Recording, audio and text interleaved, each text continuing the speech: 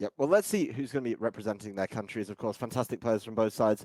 Representing Italy in this one, it's going to be Roberto Porretti. And that is quite the roster. Day 2 in the London EU International Championships in 2016 and 2017. The year after those, he managed to push on for a top 8 at the World Championships, which was held in Nashville that year. And that is all coming from a start in 2015. So, a number of years of experience under his belt, good finishes across a number of years as well, and a player who can take that knowledge, take that gameplay, and put it into a potential win to try and level up the series for Italy here. Oh, yeah, definitely. It's one of those players that you really want to try to put on next in the second match. You want to be able to get that near guaranteed point back for your team. Italy is 0-1, losing right now, of course, against Sweden. Sweden are ahead. And Roberto did have that 3 wins and 2 loss current record, as we do see David Degerman, his opponent for today, representing Sweden. Not a lot of accomplishments. He did start in 2017, but more crucially, in the semifinals that we did just have last week, he was able to get a 2-0 win versus the Rio Passer, which was representing Spain in the semifinals. That, I believe, Adam, was one of the very crucial matches that did, of course, decide Sweden's fate into being able to be here today with that 4-3 win over Spain. That's the kind of win you want to take into finals week as well and bring that momentum with you. So having that under his belt, he's got to be feeling good about his team choices and his play. And that means we're going to start to take a look at that play. We will be looking at it from David's point of view. He's been running a team, Dragapult, Azumarill, Blastoise, Rillaboom, Colossal, Gothitelle, and as well, the Colossal's not just on his team. Roberto's also got it alongside Amoonguss, Rillaboom, Primarina, Cobalion, and Dragapult of his own. Yeah, so very interesting team compositions from both players here. Of course, like you highlighted, Adam, we do have that double Colossal Axe policies off, as well as their Steam Engine abilities. This could be one of those games, right, that's really explosive, and both trainers just lead Colossal and a way to set it up and just go absolutely crazy in the first few turns. I think the execution of the Colossal is going to be probably key to this match for both players, and that's what I'm interested and excited to see. I mean, we see that it's going to be coming in, alongside a Azumarill for David's side of the field. I imagine that something similar is going to happen. And I kind of like they've both got Rillaboom as well. That, a good way to answer the water type that could be setting up that Steam Engine weakness policy combination. So a lot of thoughts. I think this game is going to be very fast paced. I don't think there's as many defensive switches as some may like. I mean, there's a Gothitelle and a Amoonguss kind of split across the sides. So certainly some thought to be given there, but this game could really take off depending on how the lead turns go. Oh, 100%. I think it's definitely, like you said, Adam, down to the leads to see what kind of strategy is going to be coming out from both of these trainers. Because you do have a lot of those water types. The Azumarill could learn Sap Sipper instead of being a huge power variant as an ability. But without any further ado, we do have the leads. We see on Roberto's side that Primarina and Colossal staring down its arch nemesis mirror of the other Colossal on David's side, as well as that Azumarill. This is going to be a tough decision for both players to make. Do you want to commit to setting up your Colossal? Are you maybe, if you're in David's shoes, saying, well, I think you're going to throw out maybe a Surf or something of that nature to try and spread it around and give both Colossals? And if he does that, we see him hovering right now with the Azumarill in the menu.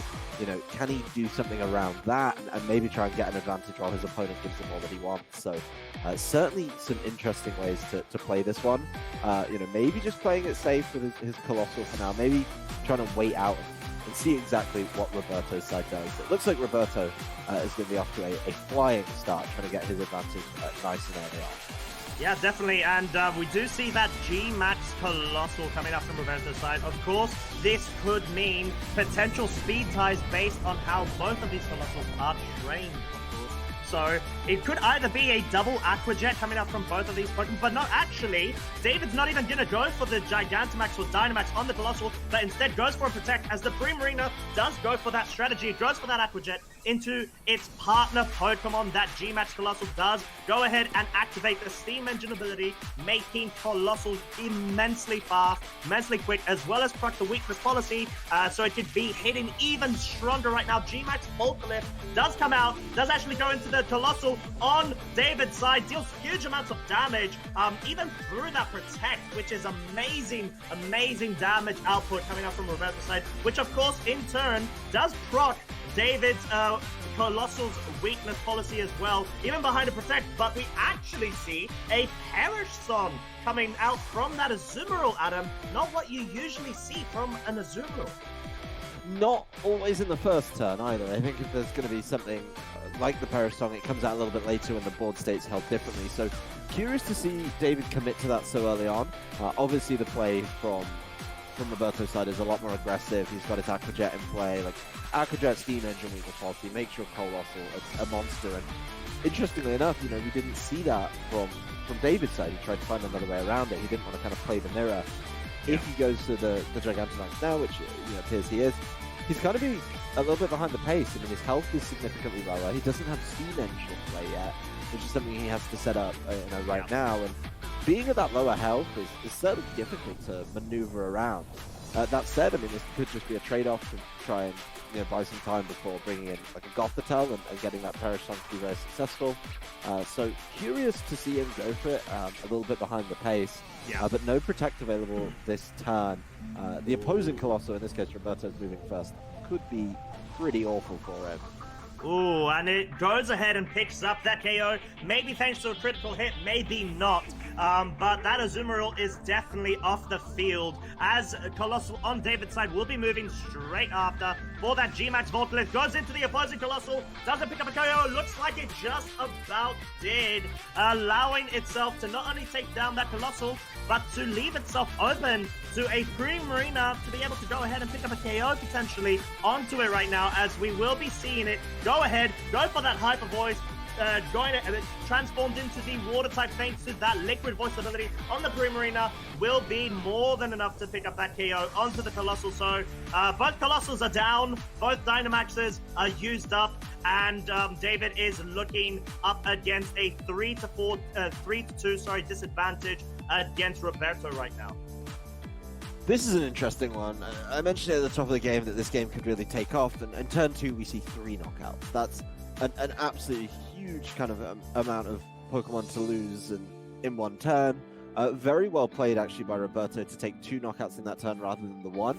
If he'd have decided to Volcalith, he maybe could have changed it up a little bit, and I think if he'd been more confident in winning the speed tie, which I know is something to ask, and a bit of an ask, if he'd have won that speed tie, managed to land the G-Max Volcalith on the opposing Colossal, and then, yes, it would have been harder for the Primarina to knock out the Azumarill, but he then would have been able to do that the next turn. The only thing that I think went better for David in that turn is there's still a Pokemon over on Roberto's side of the field that has Perish Count ticking down. He's very smartly, obviously, and he's had to, but he's brought in that Gothitelle. He's going to make sure he gets that. And, as long as he can buy a couple of turns that way, which is very easy to do with the Gothitelle, he's going to be able to level up that Pokemon count. And then it comes really down to, how much can he do with his Rillaboom? Because this Rillaboom is really the only damage threat right now. And if Roberto has something to deal with that quickly, things could get really dicey for Roberto, even with that Perish count ticking down. Oh, definitely. I think we just see it there. It's so hard to make those decisions as the timer nearly comes out. But we will be seeing the Rillaboom on Roberto's side go for that fake out into the opposing Rillaboom, as we actually see a Gothitelle go for the fake out, hoping to pick up that flinch first. But unfortunately, that will not be as effective at all. And we do see a Moonblast from the Primarina does go into David's Rillaboom, dealing huge amounts of damage. But it's not looking the best right now for David, is it? No, that's a really tough turn to take, and also something I didn't talk about kind of between turns previously was the damage from G-Max Volcalith is really problematic for losing that Rillaboom the next turn. Really nice damage coming out from that Primarina, landing that Moonblast, kind of saying, well, we're going to trade fake outs. Obviously getting the fake out down on the Rillaboom is really helpful there. And being able to kind of make that exchange and say, well, I'm going to just deal as much damage to your Rillaboom. That's the only thing I'm scared of. Really good there for Roberto, and I really do think that David's going to struggle with this one. So, yeah, I mean, there's plays he can make. We saw, obviously, the ever-present ally switch in that menu, and that is a problem that could kind of try and carve him out some opportunities. He does want that Perish count to at least level up the Pokemon count, but I don't know how long that's going to last with Gmax Volpilith in play. And that's also a problem. That's definitely a problem. The Rillaboom is able to pick off its mirrored Rillaboom as well with the Grassy Glide, as we do see that protect from the Gothitelle. Being able to protect itself just for that one bit more turn from the Primarina, of course, which it should be going down to a Perish Sun now. From what I remember, as we do see the chip of the Volcalith, as well as the Grass Terrain recovery, but I could actually be wrong with the Perish Sun turns. I might have miscounted. No, it's this turn. It is definitely this turn. Yeah, it's been on for 3 turns now, and there it is. Primarina's gone, but, you know, if you're David, you've left yourself this endgame where it's just Gothitelle versus 2 Pokemon who... one of which we know can do more damage. We obviously get to see the 4th, and that may help him make a decision for the next game on how he wants to play it. But now, you know, you want to take a turn or two, maybe just try and play it out with Gothitelle. It's not ridiculous. But that time, that thought of, okay, well, now I know how his strategy operates. I know what I can bring or what I can change. He's really going to need to make a decision because he was a little bit slower in this game. Roberto did the Colossal strategy turn 1, right? Followed the flowchart and said, okay, I could go Gmax, I could jerk, cool, Volcalith. And really, I think, Roberto got full value out of that because there wasn't a good answer. And I think that just mirroring that could have been better. The game is wrapped up very quickly by a Woodhammer, and, you know, Roberto really confident in that performance, got to be feeling good going into game 2. Oh, definitely. I mean, he was just able to control the tempo quite well, as you did say, obviously, and as of course we did see in the first few turns of that game 1. It was just so explosive. By turn 2, we saw there were 3 KOs. Just going to show the kind of matchup strategies that both trainers were expecting to go into, because being able to go ahead and get rid of David's Colossal and just basically render it useless, just allowing it to get that Gmax Volcalith off just the one time, and not being able to push through for David. I just think that maybe both trainers actually, even though of course we did see Roberto get that game, that win, of course, they must maybe try to opt for a better way of using the Dynamax, at least definitely from David's side.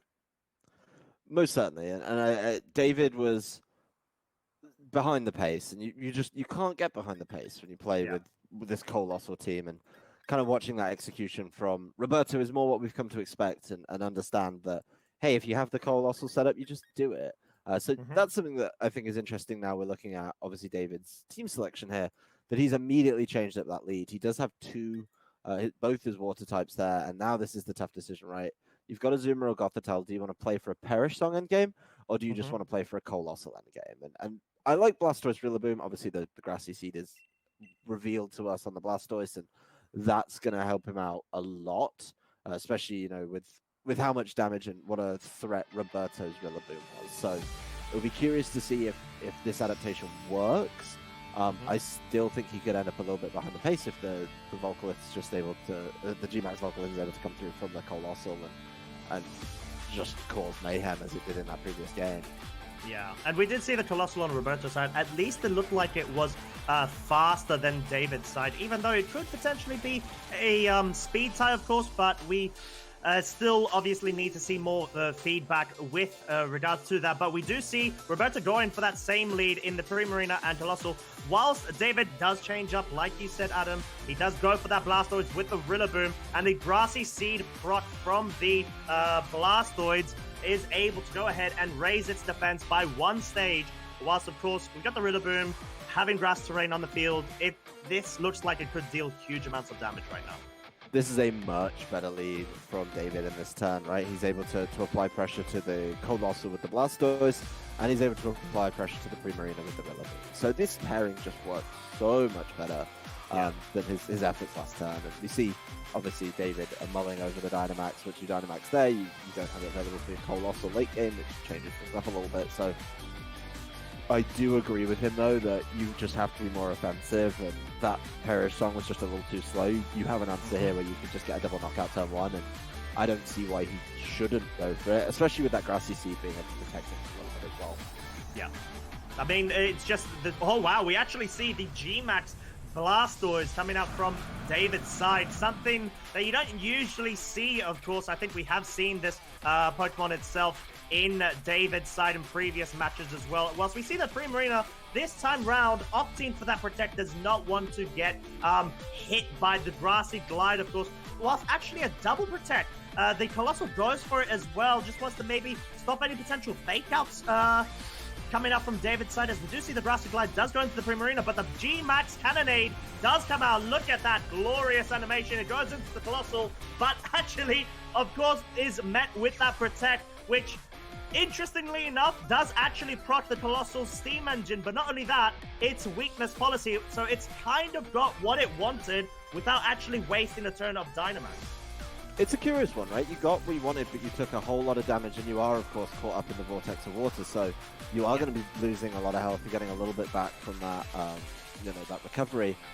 But you've got Steam Engine, so maybe there's a world where you can, just go for it there. And I think this turn, Roberto needs to do something to kind of up that pace, right? Yes, he didn't lose any Pokemon, but he took a whole lot of damage on a potential Dynamax threat from his team, and he needs to very quickly try and turn this around.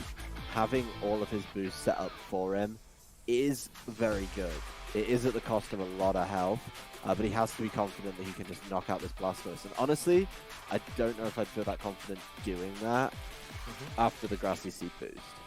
And we had to be seeing the Primarina switch out for the Amoonguss on Roberto's side, and it looks like he is going for that G-Max Colossal. He's going to be hoping now that he will survive a Grassy Glide priority in the grass terrain, of course, to be able to go ahead and maybe just get that G-Max Voltolith off either onto the Blastoise, or maybe try to change it up and go for a Max Flare into the Rillaboom, as we do see the Grass Glide come out, dealing huge amounts of damage, nearly picking up a KO actually, but not being able to do so as the Max Flare does come out from the Colossal. One hit KOs that Rillaboom, of course, which is very weak to the Sun. So the Sun is up, of course. This will mean that any other G-Max Cannonades will not be as strong as they could be. But no, we actually see a Max Knuckle coming out into the Amoonguss slot, which was actually the Primarina slot. So very interesting slot to go for there. It does boost its attack by 1, and we do see that G-Max Cannonade's Vortex further damage the Colossal. That is not quite enough to go ahead and pick up that KO onto it. No, it's not quite enough, and obviously that grassy terrain recovery very, very limited. That's kind of a misstep from David. I think he was in the driving seat there. I think maybe a little overconfident that maybe Rillaboom would pick up the knockout there with Grassy Glide. Having the Azumarill in the back makes that a lot less punishing. He now just has access to Aqua Jet and deal with the Colossal that way. Of course, he does have to be respectful of the potential Rage Powder. That's something you can't just overlook and go from there. So it's not a bad situation. I mean, having 2 water types in front of a low health Colossal is probably overkill, but I do like that the Colossal started to pick up a knockout, right? And start kind of pushing that needle along and saying, well, no, I am going to pick up knockouts. And this is the Blastoise's last turn of G-Max as well, so needs to get good value out of it, I think. Amoonguss, though, probably doing a really, really good job here, I'd imagine, of protecting this Colossal. Oh, definitely, as we do see that Aqua Jet coming out from that Azumarill, which, of course, would have moved first and would have picked up a KO, dealing no damage whatsoever onto that Amoonguss, especially in the Sun, as well as the Resist, as the G-Max Voltolith does come out, nearly picks up a KO onto that Azumarill from that Colossal, being able to go ahead and surround David's side with those rocks, which will be getting the residual damage over time, as we actually see the Azumarill reveal that Citrus Berry recovery right there. G-Max Cannonade will be going into that Amoonguss and will be doing no damage whatsoever. Adam, what kind of damage was that? There's only one word for it. It's not very nice.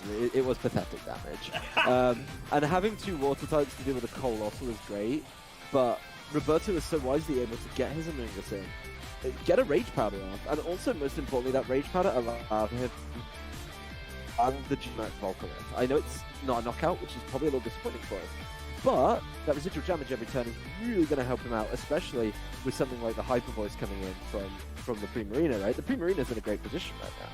It's full health, it's not going to take damage from the Cannonades, residual damage, and it's able to just start Hyper Voicing, which, yeah, it's not really super effective, but at least it's spread damage, right? The Rillaboom's in the back too. I mean, we didn't know it was there, but this Rillaboom is not contested on its terrain at all. If it needs to change the terrain at some point, yeah, it can switch in and out of the Primarina. But honestly, I mean, it's got a couple turns left to use that, and Grassy Glide. Grassy Glide is easily going to pick up this Azumarill. It's going to be close on the Blastoise because of the seed from earlier on, but it's still going to be huge damage. Oh, definitely. It all depends, of course, on if the Azumarill is that Sap Sipper variant or the huge power, because we have seen the Citrus Berry.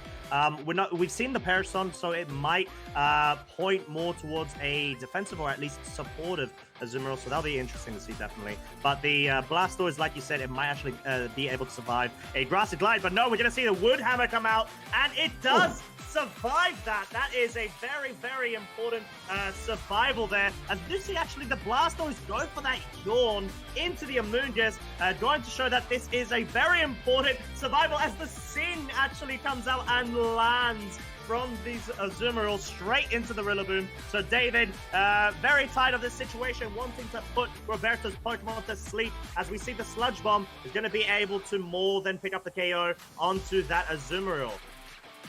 I think this is actually a surprisingly good turn for Roberto here. Not only does he get the Blastoise exceptionally low, and there it is, you know, it's going to get knocked out by the rocks from G-Max Volcalith. It puts him in a 3v1 position, and that was only at the cost of getting put to sleep. Amoonguss isn't even asleep yet. Amoonguss goes to sleep at the end of the next turn, which, yeah, is fine, because you're now given a turn to, try and deal with the Gothitelle. So it looks like David's, run is probably kind of drawn a little bit short here. You could very easily just wait the game out. The Gothitelle can't perish Song on the Switch. I don't even think the Gothitelle has it. I think the Gothitelle, only has access to kind of what it's doing. It can fake out the Amoonguss and make sure that sleep goes through. But at the end of the day, you don't have access to the terrain. Oh no, it has Expanding Force as its attack, so there's no terrain, and it's just not going to be enough. I mean, it's not even enough to knock out the Amoonguss. The Amoonguss is given the opportunity to, put it to sleep on its side as well. And at some point, Primarina is going to be able to come in, and at some point, Rillaboom is going to wake up, right? Yeah, exactly. As we do see, of course, it's going to be really interesting. We're going to see all Pokemon on the field at the end of the turn be asleep, not a situation that you normally encounter, of course, as the Yawn will be going ahead and allowing the Amoonguss to get put to sleep, of course. And like you said, Adam, I think this has run its course due to the fact that, of course, Roberto has more resources right now. So even if he wants to, he can just go ahead, switch out that Amoonguss, get that Regenerator HP back for the Primarina, and he's just in a really good spot. And it looks like he is going to be picking up this game for Italy.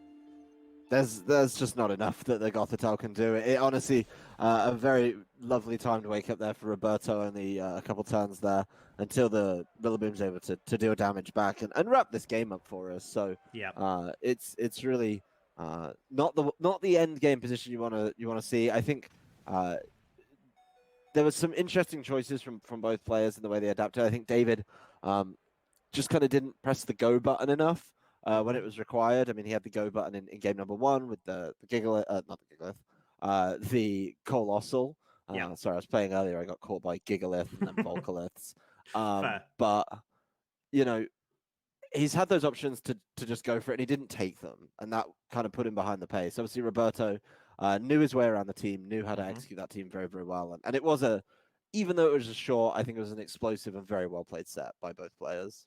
Oh, 100%. I mean, it was that moment where we just see the Blastoise being brought in that game too, where you're starting to think, okay, David's recognized, like he's learned from that game 1. He's going to try to go ahead and maybe get some shenanigans going with that Blastoise. We have seen him actually use an Iron Defense set in the past, and actually the previous, in the semifinals, should I say. So maybe he could have tried to go for that route, but I feel like we saw that Max Knuckle that ended up going into that Amoonguss. That was such a wasted turn when it comes to your Dynamax turns. You do not want to waste it, because what else could he have done? Of course, it depends on his set as well. The Blastoise is set, but what do you think would have been maybe a better play during that specific turn?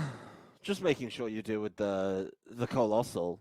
I mean, the Max Knuckle was such a brave call, right? I mean, what was he expecting to come in? Because it was the Primarina beforehand. It was the Amoonguss afterwards. And the Amoonguss getting in for free was the pivotal turn in game 2. I think as soon as the Amoonguss comes in and then draws 2 water attacks to it with Rage Powder, it's game over at that point. That was a huge issue. Getting the Gmax Volcalyth down and getting those rocks to tidy up those knockouts they fell short on was also huge. So really a tough game, but I think, you know, both players put their best foot forward, and that's the set leveled up though. So Italy 1-1, got to be feeling a little bit better about that one now. Oh, definitely. And like we said, of course, Italy is not down and out. It is Italy for crying out loud. But Sweden are the underdogs. They are not going to give up. They don't have as much pressure as Italy do, given the fact that Italy did go ahead and get that 8-0 win against them the first week of the European Cup. So Sweden is kind of left to its own devices to kind of prove itself right now and try to push forwards and beat this insanely strong Italian side. And